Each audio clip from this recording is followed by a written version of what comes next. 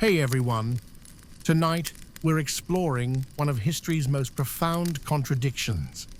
How ancient Athens, the birthplace of democracy and champion of human freedom, built its golden age on the backs of tens of thousands of enslaved people.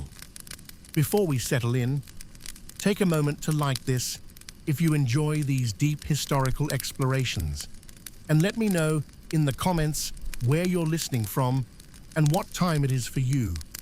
I always find it fascinating how our global community gathers to explore these complex questions together. Now get comfortable, dim those lights. Tonight we're not chasing dramatic events or heroic tales. Instead, we're going to examine something much quieter but equally important.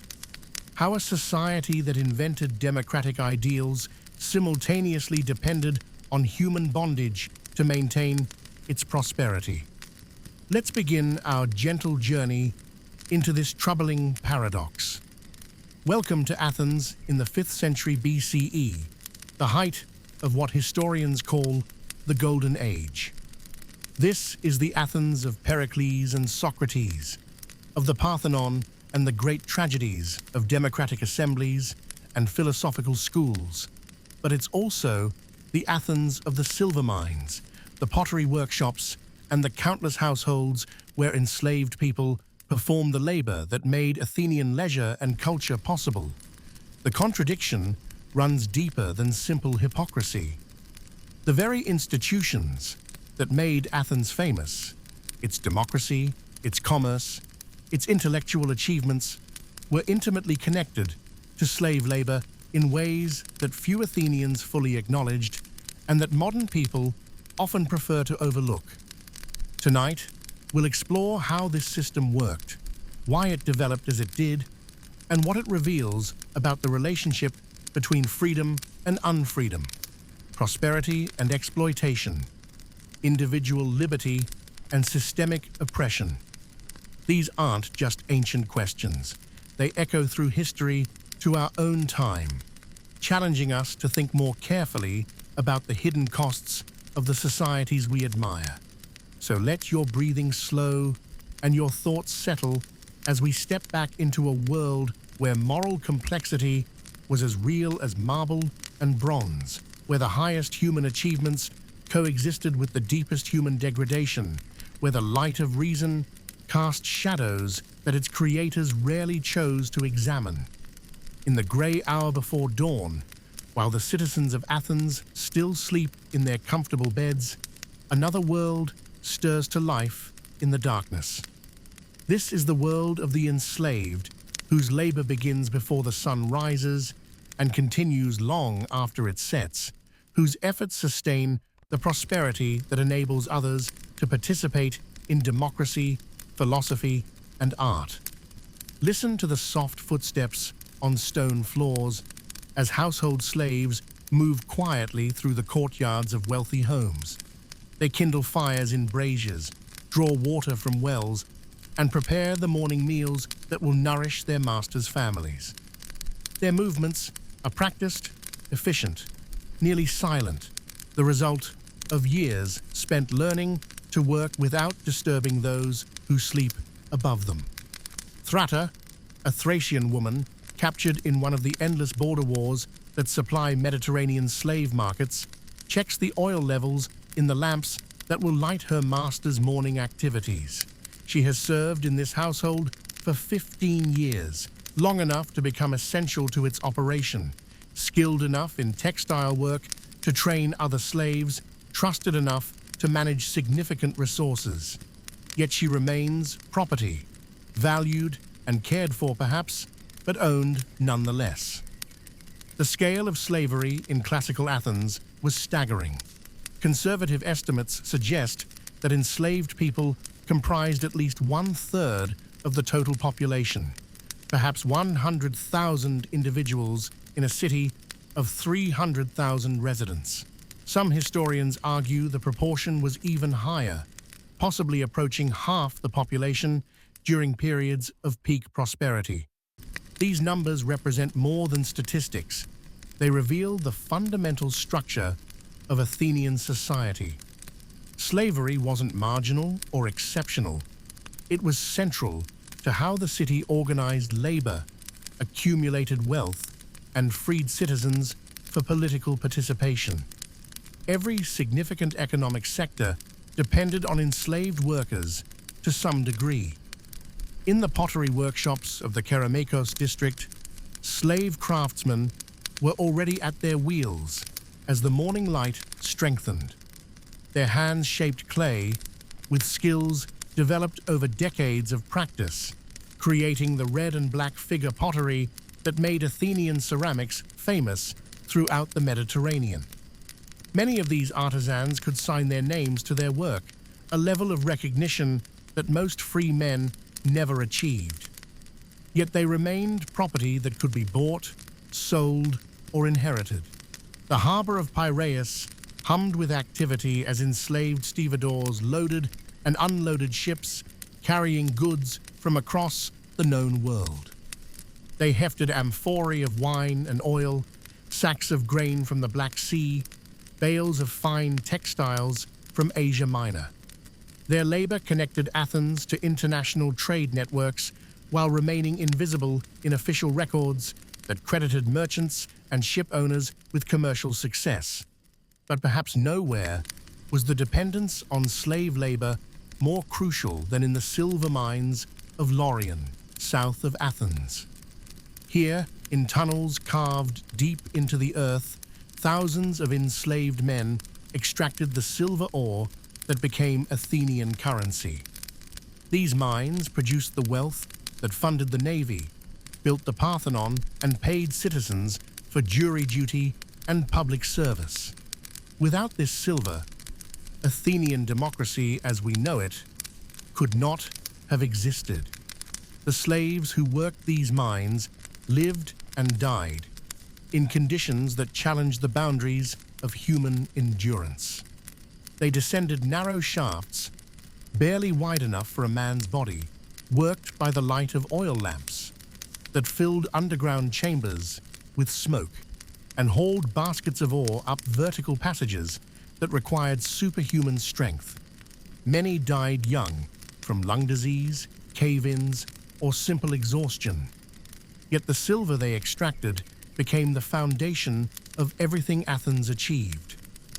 The tetradrachm coins bearing Athena's owl spread across the Mediterranean, accepted from Spain to the Black Sea as reliable currency. This monetary system enabled the complex commercial transactions that enriched Athenian citizens and funded the public works that we still admire today.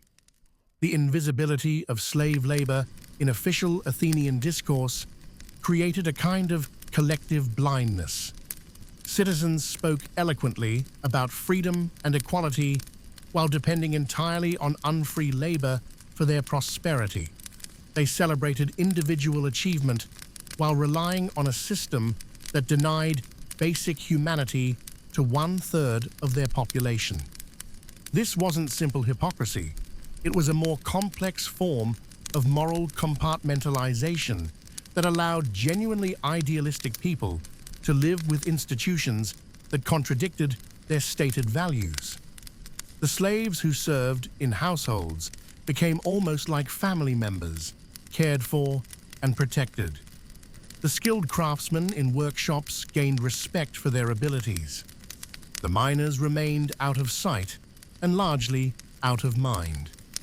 As the morning progressed and citizens began their daily activities, heading to the agora for commerce, the law courts for litigation, the assembly for political debate, they moved through an economy entirely dependent on enslaved labor while rarely acknowledging that dependence directly. The bread they ate was milled by slaves. The clothes they wore were woven by slaves. The silver they spent was mined by slaves. The ships that brought their imports were loaded by slaves. This hidden foundation enabled the visible achievements of Athenian civilization. Citizens had the leisure for political participation because slaves handled domestic labor. They could afford to attend lengthy court proceedings because enslaved craftsmen generated the wealth that supported citizen activities. They could focus on warfare, rhetoric, and philosophy because others performed the manual labor that sustained daily life. The morning light revealed a city where freedom and bondage coexisted in intimate proximity, where the highest human aspirations flourished alongside systematic human exploitation, where moral blindness enabled remarkable achievement. This was the foundation, hidden, essential, and morally troubling, upon which the Athens we admire was built. Deep beneath the hills of Laurion, in darkness so complete that oil lamps seem to push back eternity itself, we encounter the brutal foundation of Athenian democratic prosperity.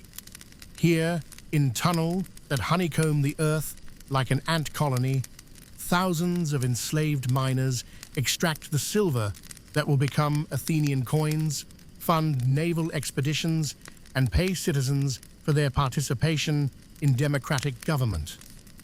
The mining shafts descend as much as 400 feet into the earth, following veins of silver-bearing ore through solid rock. The tunnels are narrow, often no more than 3 feet wide and barely tall enough for a crouching man. Ventilation comes through vertical shafts that create slight air currents, but the atmosphere remains thick with dust and smoke from oil lamps. Listen to the rhythm of the work, the steady ring of bronze picks against stone, the scrape of baskets being dragged through narrow passages, the labored breathings of men working in spaces where the air grows thin. These sounds continue day and night as the mines operate in shifts that extract maximum value from human labor and underground resources. The slaves who perform this work come from across the Mediterranean world, prisoners of war from Thrace, Scythia, and Asia Minor, captured in the endless conflicts that supply ancient slave markets.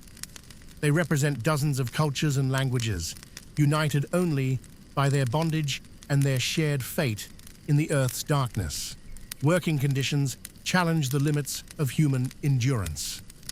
Miners chip away at rock faces for hours at a time, their bodies contorted by the cramped spaces. They haul heavy baskets of ore through passages that require crawling on hands and knees.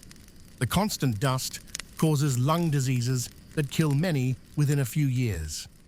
Cave-ins claim others without warning. Yet the productivity of these mines astonishes even modern observers. At peak operation, Laurion produces perhaps 20 tons of silver annually, enough to mint millions of tetradrachm coins that become the standard currency of Mediterranean trade. This silver represents not just monetary value, but political and military power on a scale that few ancient cities could match.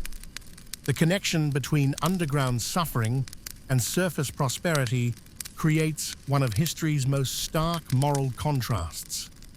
The silver extracted by enslaved miners directly funds the institutions that make Athens famous. The Parthenon, that symbol of architectural perfection, is built with silver money. The navy that protects Athenian trade routes is equipped with silver revenues. The payments that enable poor citizens to participate in juries and political assemblies come from silver taxation. Consider the mathematics of this relationship. A skilled miner might extract enough silver in a day to mint several tetradrachm coins. One such coin could pay an Athenian citizen for a full day's jury service. In effect, 1 day of enslaved labor underground purchases 1 day of free political participation above ground. The democracy that we celebrate was literally bought with the blood and sweat of people who had no voice in the system they supported. The mining operation itself required sophisticated organization and technology. Shafts had to be surveyed and excavated with precision. Ore had to be sorted, crushed, and washed to separate silver from worthless rock. Water had to be managed through elaborate drainage systems. The entire enterprise employed not just miners, but engineers, supervisors, guards, and transporters. Most of these support roles were also filled by enslaved workers, creating a complete economic ecosystem based on unfree labor. Slave engineers designed the mining equipment. Slave supervisors managed work gangs. Slave guards prevented escapes and maintained order. The silver that emerged from this system represented the accumulated expertise and suffering of thousands of individuals who would never benefit from the wealth they created. The washing and refining processes required enormous quantities of water, carefully collected in cisterns during the rainy season and rationed throughout the dry Mediterranean summer. Enslaved workers operated the water wheels and settling tanks that separated precious metal from crushed ore. They tended the furnaces that melted and purified the silver. They even worked in the mints, where raw metal became official currency. The irony deepens when we consider how this silver funded specifically democratic institutions. The system of jury pay that enabled ordinary citizens to participate in court proceedings depended entirely on mining revenues. The naval construction that protected Athenian trade used silver to purchase materials and pay wages. The public works projects that provided employment for citizens drew their financing from underground wealth extracted by the unfree. This creates a paradox that challenged ancient moral thinking and continues to trouble modern observers. The very institutions that we celebrate as foundations of human freedom were built on systematic human bondage. The democracy that proclaimed the dignity of citizens denied basic humanity to the people whose labor made citizen leisure possible. Some ancient observers recognize this contradiction. The historian Thucydides notes the dependence of Athenian power on silver revenues without dwelling on their human cost. The philosopher Aristotle develops theories of natural slavery that seem designed to justify arrangements he finds economically necessary but morally troubling. Even sympathetic observers struggle to reconcile their ideals with their economic interests. The psychological mechanisms that enabled this blindness reveal something important about how societies manage moral contradictions. Citizens could genuinely believe in freedom and justice while benefiting from institutions that denied both to others. They could celebrate individual dignity while treating human beings as property. They could speak eloquently about equality while organizing their society around systematic inequality. The physical separation between mines and city helped maintain this psychological distance. Citizens rarely visited Lorien or witnessed mining conditions directly. The silver reached them as clean, gleaming coins that bore no trace of the suffering involved in their production. The institutional arrangements that converted enslaved labor into democratic participation remained largely invisible to those who benefited from them. As evening approached and the day shift of miners was replaced by night workers, the silver extracted during daylight hours began its journey to the city. Heavily guarded convoys carried raw ore and refined metal along roads patrolled by Athenian soldiers. This precious cargo would soon become the currency that enabled citizens to purchase imported goods, pay for public services, and participate in the democratic institutions that defined their identity. The night shift descended into darkness to continue the work that never stopped.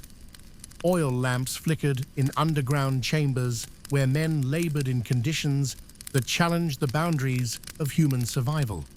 Above ground, citizens gathered for evening symposia, where they celebrated the achievements of their democratic society, largely unaware of or unconcerned with the human cost of their prosperity.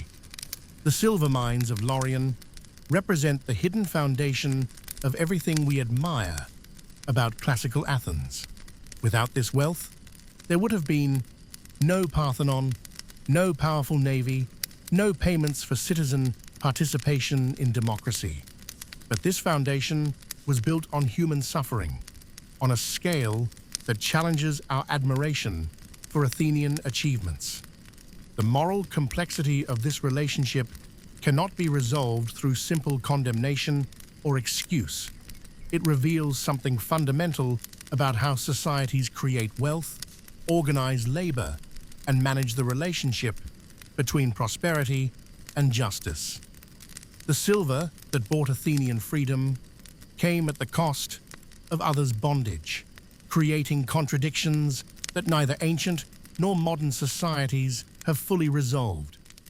In the bustling Kerameikos district, where the morning air carries the scent of clay and kiln smoke, we encounter a different face of Athenian slavery, one that complicates simple narratives about oppression and freedom, about skill and bondage, about human dignity and economic exploitation. The workshop of Euphiletos the potter presents a scene that would confuse modern observers. Here, enslaved craftsmen create artwork that bears their signatures, develop techniques that influence pottery across the Mediterranean, and accumulate money that might eventually purchase their freedom. Yet they remain property, subject to sale or inheritance regardless of their skills or achievements. Euphiletos himself was born free in Corinth, but captured during one of the wars that periodically devastated Greek cities. His pottery skills, developed in his youth, made him valuable enough to receive training in the distinctive Athenian red figure technique. Now, 20 years later, he operates under the choros oikon system, living apart from his master's household, running his own workshop, and paying a fixed monthly sum from his earnings. The workshop employs 6 other enslaved craftsmen, 2 free laborers who work for wages, and occasionally hires a metic painter whose artistic abilities command premium prices. The mixing of free and unfree labor creates complex social relationships that challenge conventional categories. The skilled slaves often earn more than free workers, live more comfortably than poor citizens, and enjoy more respect for their abilities than most free men ever achieve. Watch as Euphiletos shapes clay on his wheel, his hands moving with practiced precision developed over decades of work. The vessel emerging under his fingers will join the thousands of Athenian pots that spread Greek artistic influence across the ancient world. His signature, stamped into the clay before firing, will preserve his name longer than those of most Athenian citizens. Yet he cannot own property in his own name, cannot marry legally, cannot seek justice in court for wrongs committed against him.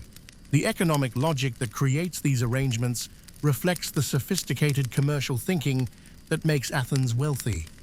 Skilled slave craftsmen represent significant capital investments. Their training costs money. Their equipment requires resources.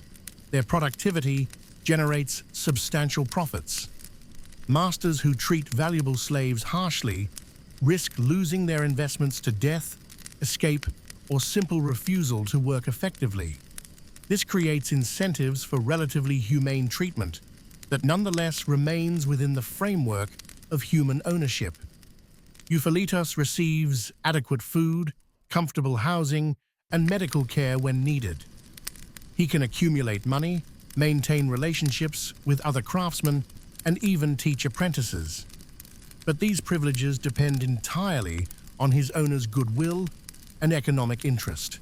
The pottery workshops reveal how slavery could simultaneously enable and limit technological innovation. Skilled enslaved craftsmen developed new techniques, experimented with artistic styles, and improved production methods. Their expertise drove Athenian pottery to dominate Mediterranean markets, generating wealth that enriched their owners and strengthened the city's economy. Yet the availability of skilled slave labor also reduced incentives for labor-saving innovations. Why develop machinery to replace human hands when human hands could be purchased and maintained more cheaply? The workshop system that made individual craftsmen prosperous may have slowed broader technological development by making human labor artificially cheap. The social relationships within these workshops created moral complexities that ancient observers found difficult to navigate. Masters and skilled slaves often developed relationships that resembled partnerships more than simple domination. They shared technical knowledge, collaborated on artistic projects, and sometimes became personally close despite the legal inequality between them. Nicias, who owns the workshop where Euphilitos works, treats his skilled slaves more like business partners than property. He consults them about production decisions, allows them considerable autonomy in their work, and provides generous terms for those seeking to purchase their freedom. Yet he also retains the legal power to sell them, separate families, or use violence to enforce discipline. These relationships reveal how systems of oppression can incorporate genuine human affection and mutual respect without ceasing to be oppressive. The kindness of individual masters doesn't eliminate the structural violence of slavery itself. The skills and dignity of enslaved craftsmen don't justify the system that reduces them to property.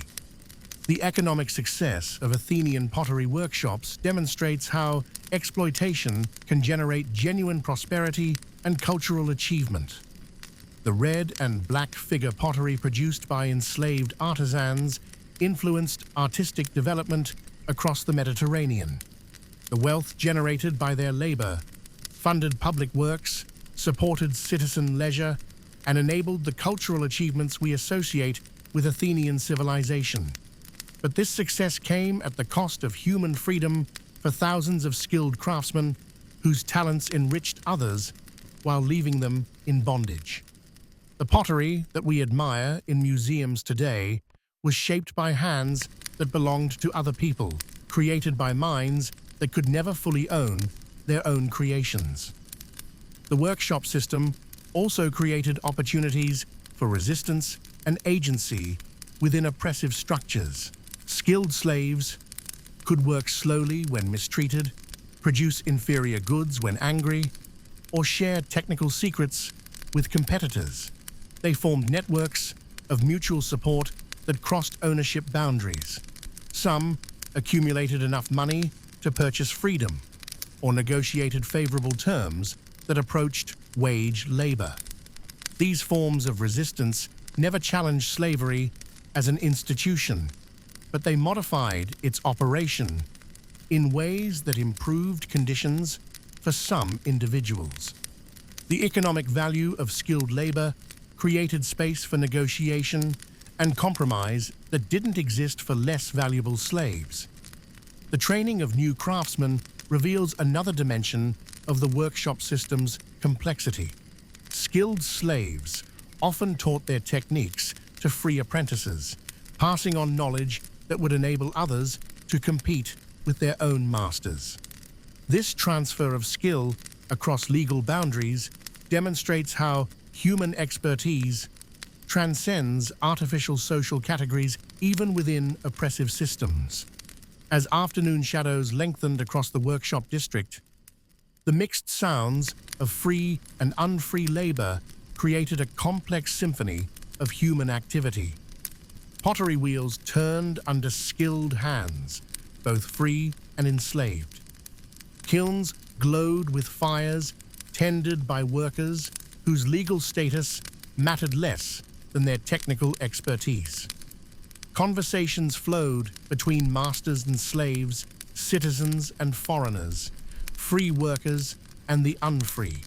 The pottery produced in these workshops would travel across the Mediterranean, carrying Athenian artistic influence to distant markets. Some pieces would become treasured possessions of wealthy families. Others would serve practical needs in humble households. The names of enslaved potters would be preserved in fired clay long after their legal status was forgotten. Yet the fundamental contradiction remained. Human beings treated as property created art that celebrated human achievement, generated wealth, that funded institutions celebrating freedom, and developed skills that influenced cultures celebrating individual creativity. The workshop system that enabled Athenian artistic excellence was built on the denial of artistic freedom to many of its most talented practitioners. The evening brought no resolution to these contradictions, only the temporary pause that allows reflection on their implications.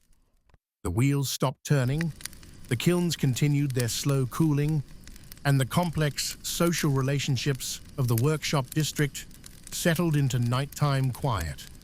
In the growing darkness, the distinction between free and unfree labor became less visible, though no less real.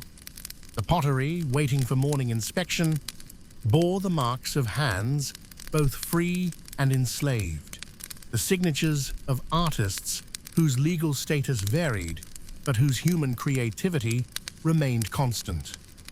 The workshop system that had driven another day of profitable production would resume tomorrow, perpetuating the contradictions that made Athenian prosperity possible while challenging Athenian values. In the quiet domestic spaces where Athenian family life unfolds, we discover perhaps the most intimate and complex dimensions of the slavery paradox. Here, in courtyards, where children play and women manage household resources, enslaved workers perform the labor that enables citizen leisure while becoming integral parts of the families they serve. The household of Ishomakos, a wealthy landowner and frequent speaker in the assembly, awakens to routines that have been perfected over generations. But these routines depend entirely on the labor of a dozen enslaved workers whose skills and devotion make citizen comfort possible. Their work begins before dawn and continues long after the family retires, invisible yet essential to everything the household accomplishes. Philiska, the Thracian woman who manages the household's textile production, sits at her loom as the first grey light filters through the courtyard. Her fingers move with automatic precision, pulling the shuttle through vertical threads in a rhythm perfected over 15 years of service. The cloth she creates will clothe the master's family, but much of it will be sold to generate income that supplements the household's agricultural earnings. This textile work represents a major economic activity that rarely appears in official records. Skilled female slaves like Philiska produce fabrics that compete with imported goods, generate substantial profits, and demonstrate technical expertise that commands respect throughout the neighborhood. Their labor transforms raw wool into valuable finished products through processes that require years of training and considerable artistic skill. The economic value of household textile production challenges modern assumptions about domestic work.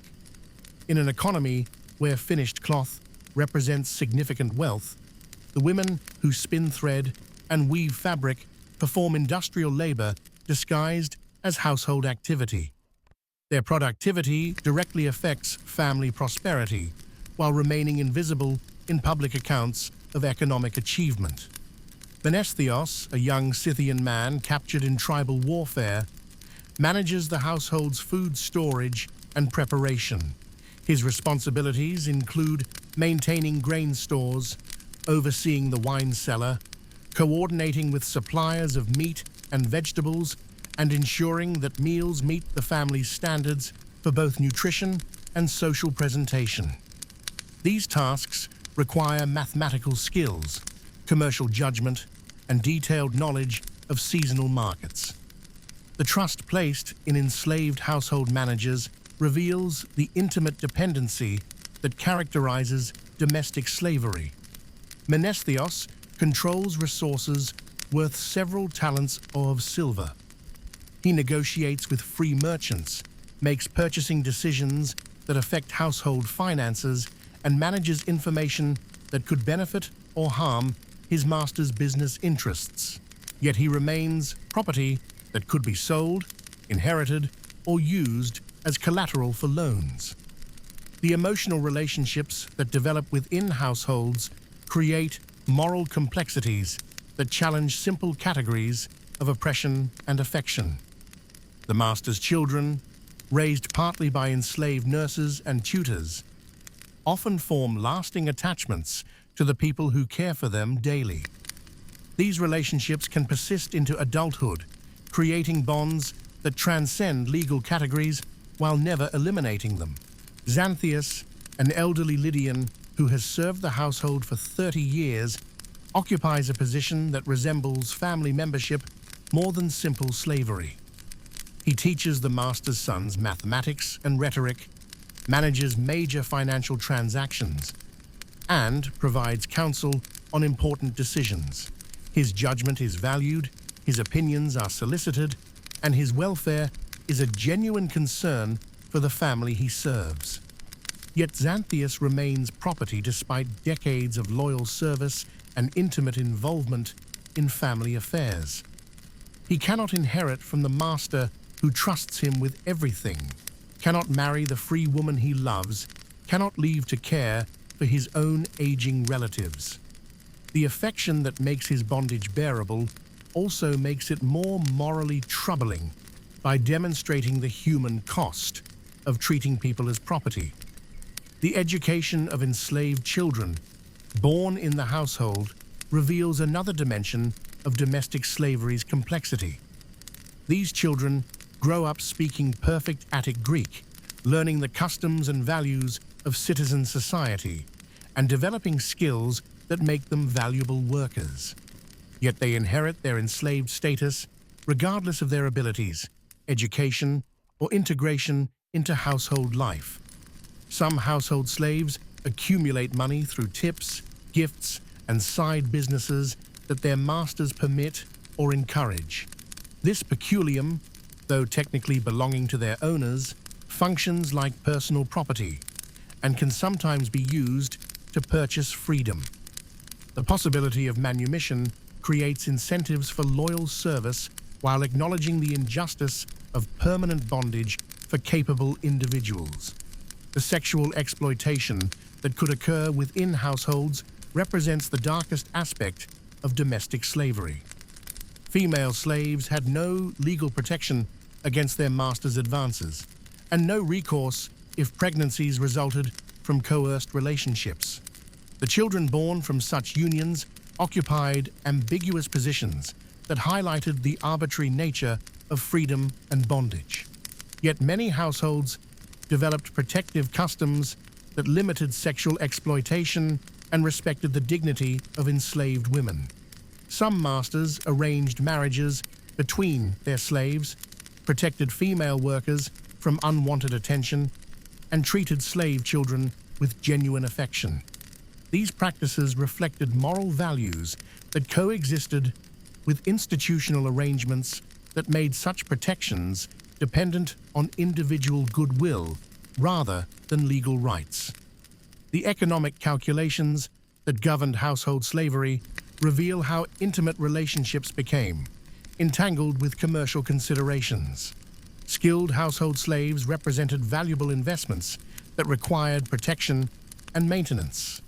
Their training costs money, their expertise generates profits, and their loyalty provides benefits that cannot be easily replaced. This economic logic created incentives for relatively humane treatment that nonetheless remained within the framework of human ownership. Masters who mistreated valuable household slaves risked losing their investments through death, escape, or declining productivity. But masters who died or faced financial difficulties might sell beloved slaves to strangers regardless of emotional bonds or years of faithful service.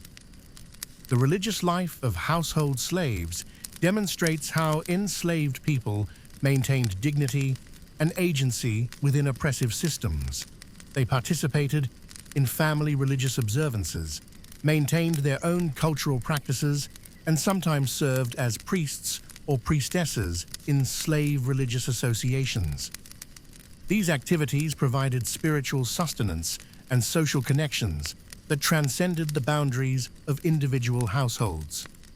The medical care provided to household slaves reflects both genuine concern for their welfare and practical interest in maintaining valuable property. Skilled slaves received treatment when ill, care when injured, and support when aging. But this care depended on their economic value and their master's resources, rather than on any recognition of their inherent right to health and comfort. As evening approached and the household settled into its nighttime routines, the complex relationships between free and enslaved family members became temporarily less visible, but no less real. The slaves who had managed the day's activities, prepared the family's meals, and maintained the domestic environment that made citizen life possible retired to their own quarters. Some slept in comfortable rooms within the main house, others in separate buildings that housed the household's working community. Their accommodations reflected their skills, their length of service, and their master's affection, but also their fundamental status as property that belonged to others. The evening conversations that occurred in both citizen and slave quarters reflected the moral complexities of domestic bondage. Citizens discussed political affairs that affected the entire community while depending on enslaved workers to maintain their households. Slaves shared news of friends and relatives while serving families that owned their labor and controlled their lives. The children of both groups played together in courtyards where legal status seemed less important than shared activities and genuine friendships. Yet these children would grow into adults separated by unbridgeable legal categories that would determine their opportunities, their relationships, and their fundamental position in society. The household economy that enabled Athenian citizen prosperity depended entirely on enslaved labor that remained largely invisible in public discourse about democracy, freedom, and human dignity. The intimate relationships between masters and slaves made this dependence more personal but no less systematic, creating moral contradictions that neither ancient nor modern societies have fully resolved. The bustling agora of Athens in the morning hours presents a complex tableau of economic activity where free and enslaved workers collaborate to create the commercial prosperity that makes the city wealthy and powerful. Here, in the heart of democratic civilization, the contradictions of Athenian society become most visible as enslaved people facilitate the very trade networks that their own labor makes profitable. Sosias, a Syrian slave who manages a banking operation for his metic master, sits at a wooden table covered with wax tablets recording the day's transactions. His fingers move quickly across the abacus as he calculates exchange rates, interest payments, and credit arrangements that connect Athenian merchants to commercial networks spanning the Mediterranean. His mathematical skills rival those of any free citizen. His judgment in financial matters is trusted by wealthy clients, yet he remains property that could be sold if his master faced financial difficulties. The banking house where Sosias works employs a mix of free and enslaved workers whose skills and responsibilities often overlap despite their different legal statuses. Enslaved clerks maintain records that free accountants review. Free citizens negotiate major loans that enslaved specialists process. Metic owners make policy decisions that enslaved managers implement. The practical requirements of commerce create working relationships that transcend legal categories while never eliminating them. The irony of enslaved people facilitating free trade represents one of the deepest contradictions in Athenian economic life. Socias arranges financing for merchants who import goods produced by free labor in other cities. He processes payments for slave traders who supply the human property that makes Athenian prosperity possible. He manages accounts for citizens who use their wealth to participate in democratic institutions that celebrate human freedom. The linguistic skills of enslaved workers often exceed those of their masters, making them essential intermediaries in international commerce. Many slaves speak multiple languages, understand foreign customs, and maintain connections with their homelands that prove valuable for trade relationships. These abilities make them indispensable for commercial operations, while highlighting the arbitrary nature of their bondage. Demetrios, a young Thracian, who serves as translator and cultural guide for grain merchants, facilitates deals worth thousands of drachmas, while earning only subsistence for himself. His knowledge of Black Sea markets, his relationships with foreign traders, and his understanding of complex commercial customs enable transactions that enrich his masters and strengthen Athenian food security. Yet he cannot profit directly from his expertise or use his commercial connections for his own benefit. The slave dealers who supply human property for Athenian households and workshops operate openly in the agora alongside merchants selling pottery, textiles, and agricultural products. The proximity of human and commodity trading creates visual reminders of slavery's centrality to Athenian economic life that citizens learned to overlook or rationalize. These dealers evaluate their human merchandise with the same commercial criteria applied to other goods: health, skills, age, and potential productivity.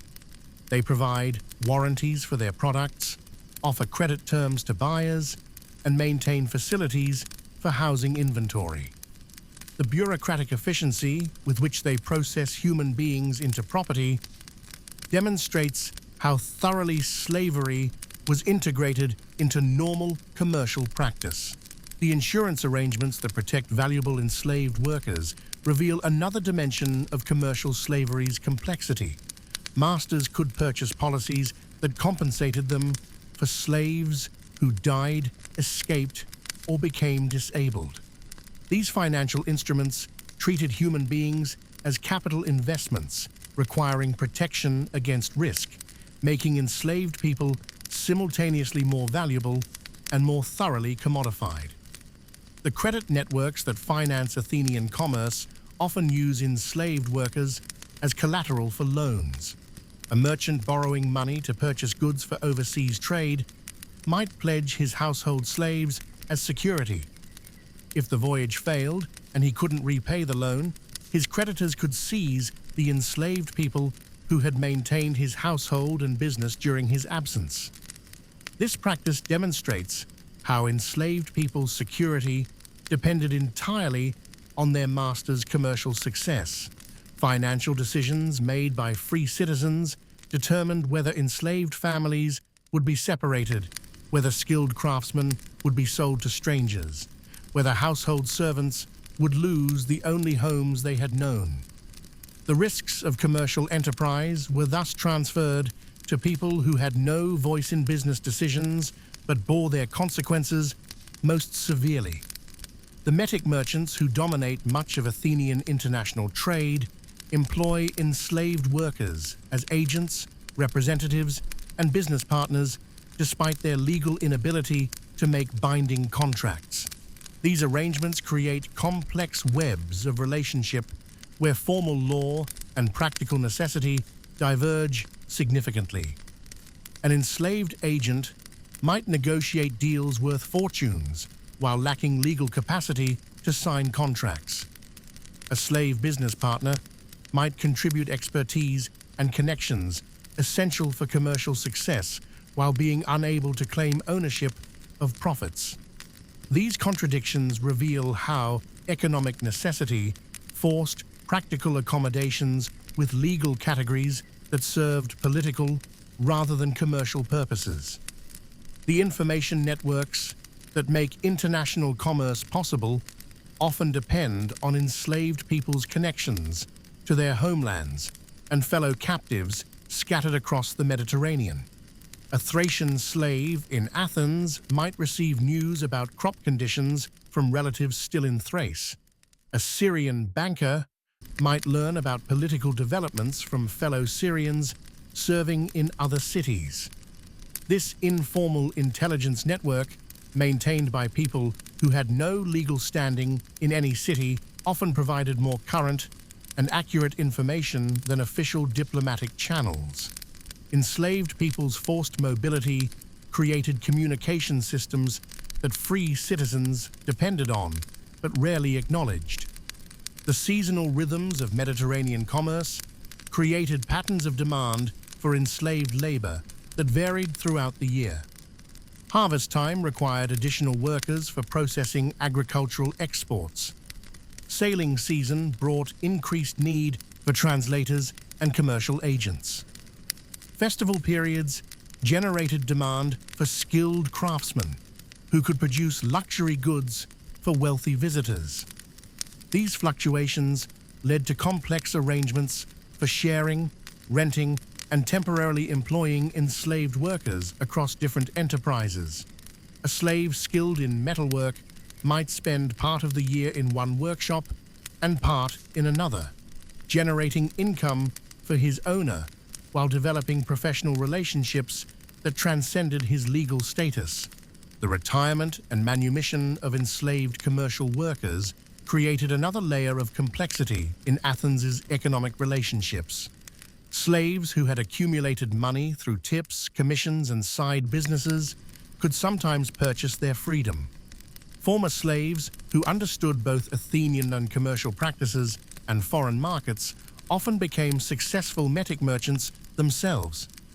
These success stories demonstrated that enslavement reflected circumstance rather than inherent inferiority, challenging ideological justifications for slavery while remaining exceptional enough not to threaten the institution itself. The possibility of freedom provided incentives for loyal service while acknowledging the injustice of permanent bondage for capable individuals. As the afternoon wore on and commercial activity reached its daily peak, the agora filled with the sounds of free and enslaved workers engaged in transactions that enriched some while exploiting others. The mathematical precision of banking operations, the polyglot negotiations of international trade, the careful evaluation of human merchandise, all these activities proceeded simultaneously in spaces that celebrated Athenian commercial achievement. The evening brought temporary respite from commercial activity as merchants secured their goods and settled their accounts. Enslaved workers who had facilitated the day's transactions retired to quarters that ranged from comfortable accommodations to crowded barracks, their living conditions reflecting their economic value and their master's prosperity. The silver that changed hands throughout the day represented the accumulated labor of enslaved miners, craftsmen, and commercial workers whose efforts enriched others while leaving them in bondage. The trade networks that connected Athens to the wider world depended on people who could never fully participate in the prosperity they helped create. The commercial success that made Athens wealthy and powerful rested on systematic contradictions that neither ancient nor modern societies have fully resolved. The freedom that commerce supposedly represented excluded the people whose labor made commerce profitable, creating moral complexities that challenge simple narratives about in the shaded colonnades of the Lyceum, where Aristotle walks slowly among his students, discussing the nature of justice and human society. We encounter the intellectual struggles of thoughtful Athenians who tried to reconcile their democratic ideals with their dependence on slave labor. The philosophical frameworks they developed reveal both genuine moral insight and elaborate rationalization, demonstrating how even the most brilliant minds can accommodate themselves to injustice when their prosperity depends on it. Aristotle pauses beneath an ancient olive tree, his voice carrying easily to the small circle of young men who have come from across the Greek world to study with him. Today's discussion centers on a question that has troubled him for years. Can slavery be just? And if so, under what circumstances? His students listen intently as he works through arguments that will influence Western thought for centuries while serving to justify institutions that benefit them directly. The great philosopher's approach to slavery reveals the complexity of ancient moral reasoning. He cannot simply dismiss the institution. It provides the economic foundation for the leisure that makes philosophy possible. Nor can he ignore the obvious intelligence and capability of many enslaved people he knows personally. Instead, he develops a theory of natural slavery that attempts to reconcile observation with necessity. According to Aristotelian doctrine, some people are naturally suited for slavery because they lack the rational capacity for self-governance. Like tools that require direction from skilled craftsmen, these individuals supposedly benefit from the guidance of superior minds that can direct their labor toward productive ends. The theory provides intellectual justification for economic arrangements that might otherwise seem morally troubling. Yet Aristotle's own observations constantly challenge this theoretical framework. He acknowledges that many enslaved people possess sophisticated skills, manage complex responsibilities, and demonstrate judgment that equals or exceeds that of free citizens. He notes that circumstances of birth and capture, rather than natural capacity, often determine who becomes enslaved. His theory requires increasingly elaborate modifications to accommodate inconvenient realities. The philosopher's students, many of whom own slaves themselves, find his lectures reassuring. They can maintain their belief in justice and human dignity while benefiting from institutions that deny both to others. The intellectual sophistication of Aristotelian theory makes it more rather than less effective at facilitating moral compromise. But not all Athenian thinkers accepted such comfortable rationalizations. The sophist Alcidamas reportedly argued that nature made no one a slave, that slavery was purely a human institution that violated natural equality. His views, considered radical and dangerous, found little support among citizens who benefited from the arrangements he criticized. The playwright Euripides, in his tragedy Hecuba, explores the moral degradation that slavery inflicts on both enslaved and enslaver. His characters struggle with questions about dignity, justice, and humanity that resonate with audiences who see their own moral contradictions reflected on stage. Yet these artistic explorations remain safely contained within dramatic fiction, allowing citizens to experience moral complexity without confronting their own complicity. The philosophical schools that emerged in Athens developed different approaches to the slavery question that reflected their broader ethical commitments. The Stoics emphasized virtue and individual character over external circumstances, arguing that true freedom was spiritual rather than legal. This doctrine provided comfort to enslaved people while implicitly accepting their bondage as irrelevant to moral development. The Epicureans focused on pleasure and happiness as life's ultimate goals, leading some to question whether slavery could be justified if it caused suffering to the enslaved. However, they also emphasized the importance of security and tranquility for their followers, creating incentives to avoid challenging institutions that provided economic stability. The Cynics with their rejections of conventional social arrangements, came closest to condemning slavery outright. Diogenes reportedly mocked the distinction between free and slave, arguing that circumstances of birth or capture had no bearing on human worth. Yet even Cynic philosophy remained largely personal rather than political, offering individual liberation from social conventions without demanding institutional change. The religious and mythological frameworks that shaped Athenian thought provided mixed messages about slavery's moral status. Some myths depicted the gods themselves keeping slaves, suggesting divine approval for the institution. Others told stories of noble characters reduced to bondage through misfortune, emphasizing slavery's arbitrary and potentially reversible nature. The cult of Dionysus, popular among both free and enslaved populations, celebrated temporary reversals of social hierarchy during festival periods. Masters and slaves might share meals, exchange roles, or participate equally in religious rituals. These occasions provided psychological relief from normal relationships while ultimately reinforcing them by demonstrating their temporary and exceptional character. The historical consciousness that informed Athenian identity created additional tensions around slavery's justification. Citizens celebrated their ancestors' resistance to Persian domination while simultaneously dominating others through slave ownership. They honored heroes who chose death over dishonor, while denying freedom to people who had committed no crimes beyond military defeat or ethnic difference. The democratic ideology that made Athens famous emphasized equality among citizens while systematically excluding others from its benefits.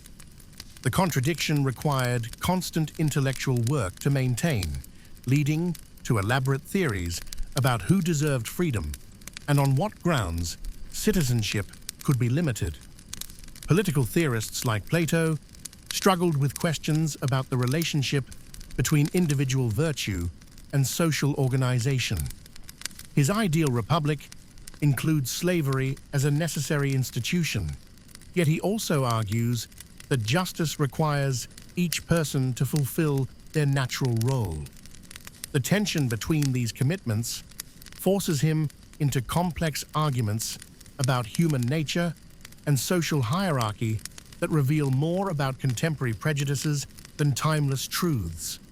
The educational system that produced these philosophical insights also perpetuated the moral blindness that made them necessary. Young Athenian citizens learned rhetoric and logic while remaining economically dependent on slave labor. They studied ethics and politics while participating in institutions that systematically denied humanity to others. Their intellectual training provided tools for rationalization as much as moral insight. The symposia where educated Athenians gathered to discuss philosophy and politics were themselves made possible by enslaved workers who prepared food, served wine, and provided entertainment. The leisure that enabled philosophical reflection depended on others' labor, creating immediate contradictions that thoughtful participants occasionally acknowledged but rarely addressed systematically. Some philosophers attempted to resolve these tensions through personal practices that demonstrated moral consistency within unjust systems. They might treat their own slaves with exceptional kindness, arrange for talented individuals to purchase freedom, or argue for legal reforms that would limit slavery's worst abuses. Yet these individual gestures never challenged the institutional arrangements that made their philosophical careers possible. The mathematical and logical tools that Athenian thinkers developed for analyzing moral problems proved inadequate for resolving fundamental contradictions in their own society. They could construct elaborate arguments about justice, virtue, and human dignity while remaining blind to injustices that sustained their way of life. The international perspective that came from Athens's extensive trade networks provided additional challenges to slavery's justification. Athenian intellectuals knew that other societies organized labor differently, that some cultures practiced forms of bondage that seemed worse than Greek slavery, that others provided greater opportunities for social mobility. Yet this comparative knowledge rarely led to systematic criticism of their own arrangements. As prevailing shadows lengthened across the philosophical schools, teachers and students concluded their discussions and prepared to return to homes maintained by enslaved workers. The intellectual achievements of the day, new insights into ethics, refined arguments about justice, deeper understanding of human nature, would be recorded by enslaved secretaries and preserved in libraries organized by enslaved librarians. The contradictions that philosophers struggled to resolve intellectually remained practically unresolved in their daily lives. They continued to benefit from institutions they could not fully justify, while developing ever more sophisticated arguments for arrangements they could not bear to change.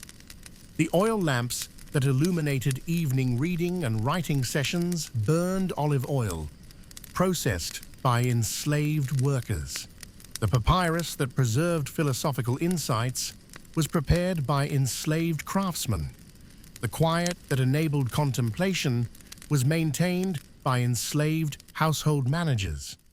Even the pursuit of wisdom remained entangled with systems of exploitation that wisdom seemed unable to transcend.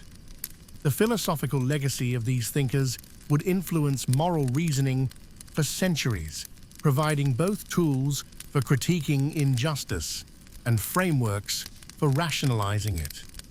Their genuine insights into human nature and social organization coexisted with moral blind spots that reflected the economic interests of their class and culture.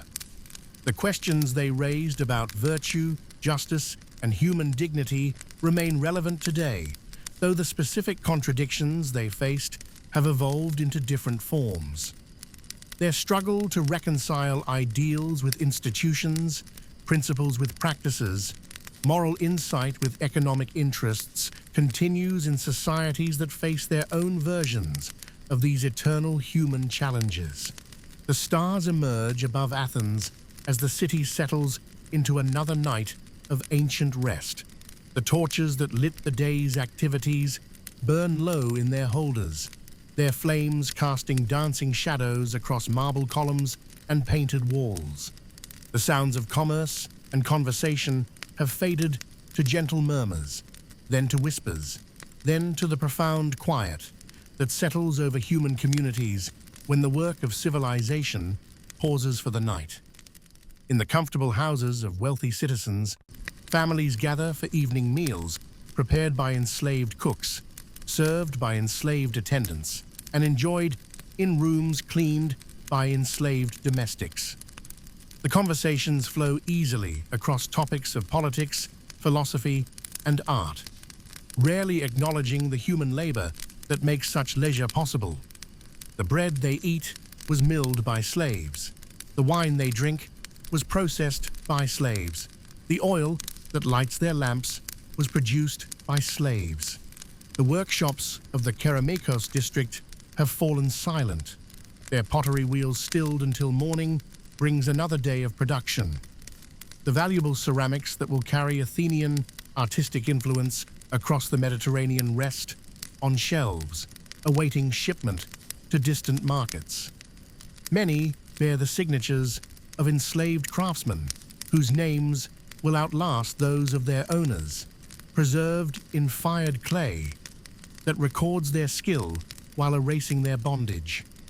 In the silver mines of Lorient, the night shift descends into darkness to continue the work that never stops. Oil lamps flicker in underground chambers where men labor in conditions that challenge human endurance, extracting the wealth that funds democratic institutions they cannot participate in.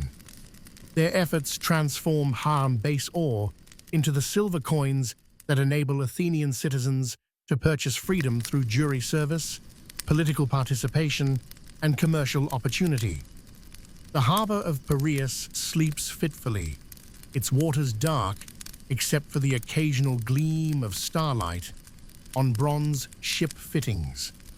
The vessels that connect Athens to Mediterranean trade networks rest at anchor, their holds secured by enslaved guards who ensure that valuable cargoes remain safe until morning trading begins. These same ships will carry Athenian goods to foreign markets, spreading the city's commercial influence while advertising the prosperity built on unfree labor.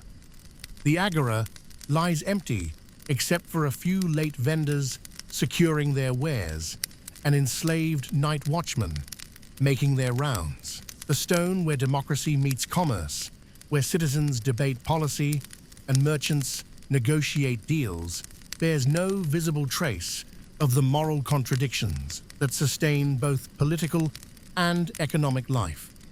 Tomorrow, it will again host the activities that make Athens famous, while depending on people who remain invisible in official celebrations of freedom and equality.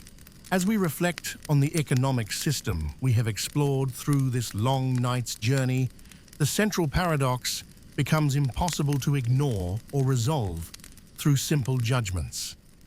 Athens created genuine achievements in human liberty, democratic governance, and intellectual inquiry that continue to inspire societies today. Yet these achievements rested on systematic human exploitation that denied the very values they supposedly embodied. The moral complexity of this relationship cannot be dismissed through historical relativism or condemned through anachronistic judgment. It reveals something fundamental about how societies create wealth, organize labor, and manage the relationship between ideals and institutions. The freedom that Athenian citizens enjoyed came at the cost of others' bondage, creating contradictions that neither ancient nor modern societies have fully resolved. The philosophical frameworks that Athenian thinkers developed to address these contradictions provided both tools for moral insight and mechanisms for rationalization. Their genuine contributions to human understanding coexisted with elaborate justifications for arrangements that served their economic interests. The intellectual achievements we celebrate emerged from the same social system that systematically denied intellectual development to many of its most capable members. The economic innovations that made Athens wealthy and powerful, specialized labor, international trade, financial instruments, technological development, all depended on unfree workers whose contributions remained largely invisible in official accounts of commercial success. The prosperity that enabled cultural flowering was built on human suffering that cultural achievement rarely acknowledged directly, yet individual relationships within this system often transcended its structural inequalities in ways that demonstrated human resilience and moral creativity. Masters and slaves developed genuine affection despite legal inequality. Skilled workers gained respect for their abilities regardless of their status. Teachers and students shared knowledge across boundaries of freedom and bondage. These relationships proved that human dignity could persist even within institutions designed to deny it. The legacy of Athenian slavery extends far beyond ancient history into patterns of thought and social organization that continue to influence contemporary societies. The intellectual frameworks used to justify human exploitation, the economic arguments for accepting systematic inequality, the political mechanisms for excluding some people from benefits that others enjoy, all these elements persist in modified forms. The questions that troubled thoughtful Athenians remain relevant today. How can societies balance individual freedom against collective welfare? What obligations do prosperous communities have toward those whose labor makes prosperity possible? How can democratic institutions prevent the concentration of power that undermines democratic values? When does economic efficiency justify moral compromise? Modern societies face different versions of these eternal challenges. We organize labor through wage relationships rather than ownership, but we still struggle with questions about exploitation and dignity. We extend political rights more broadly than ancient Athens, but we still debate who deserves inclusion and on what terms. We reject slavery as an institution while benefiting from global economic arrangements that create similar inequalities between free and unfree labor. The Athenian example provides no easy answers to these contemporary questions, but it offers valuable insights into how moral contradictions develop and persist even in societies committed to high ideals. It demonstrates that good intentions and sophisticated thinking cannot automatically overcome economic interests or social prejudices. It shows that human creativity can flourish even within unjust systems, while those systems distort and limit human potential. As you settle into sleep tonight, let these ancient contradictions fade gently into the background of consciousness.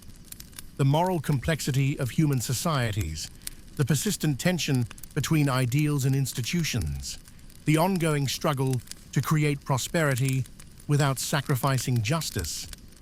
These themes dissolve into the simple recognition that civilization is always unfinished work, always requiring new efforts to balance competing values and interests.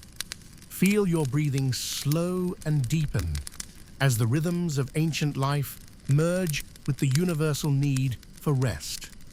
The voices that debated policy in the Athenian assembly, the hands that shaped clay in workshops, the feet that walked the marble streets of the agora, all these traces of human activity fade into the gentle silence that embraces all human effort when the day's work is done. Let your body relax as the weight of historical judgment lifts from your shoulders. The moral questions that troubled ancient Athenians, the economic pressures that drove their choices, the philosophical puzzles that challenged their thinking. These burdens ease as consciousness gives way to the peace that comes with understanding rather than judgment. The silver coins rest quietly in their strongboxes, their circulation paused until tomorrow's commerce begins again. The pottery waits on workshop shelves for hands that will resume their ancient craft. The philosophical questions settle into temporary quiet, their urgency suspended by the night's embrace. Close your eyes and imagine the Mediterranean darkness settling over marble temples and modest homes, over busy harbors and quiet farms, over the countless places where human beings have struggled to create wealth and meaning from the raw materials of existence. The stars that shine above ancient Athens are the same stars that shine above us tonight, connecting us across centuries to the eternal human work of building societies that honor both freedom and responsibility. Let the gentle sounds of nighttime in the ancient world guide you toward rest. The soft lapping of waves against harbor walls, the distant murmur of late conversations, the rustle of wind through olive groves, the quiet breathing of sleeping cities. These are the sounds of human communities at peace with themselves, however temporarily, however imperfectly. Sleep now as Athens sleeps, as all human societies must sleep when another day's work is finished. Rest in the knowledge that the questions we have explored together about work and dignity, freedom and responsibility, individual achievement and collective welfare, these questions will wait patiently for tomorrow's consideration. The ancient rhythms fade into silence. The economic machinery of antiquity settles into temporary quiet. And you can settle too into the deep rest that comes from understanding something of how human societies work, how they have always worked, and how they will continue to work through the patient cooperation of individuals who create together what none could achieve alone. Dream, if you dream at all, of olive groves and marble columns, of skilled hands shaping clay and silver, of the eternal human struggle to balance freedom and responsibility in societies that remain forever unfinished. The contradictions of ancient Athens need not trouble your sleep. They are part of the human condition that we continue to navigate with hope, wisdom, and persistent effort toward justice.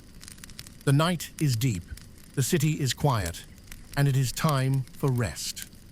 Sleep well.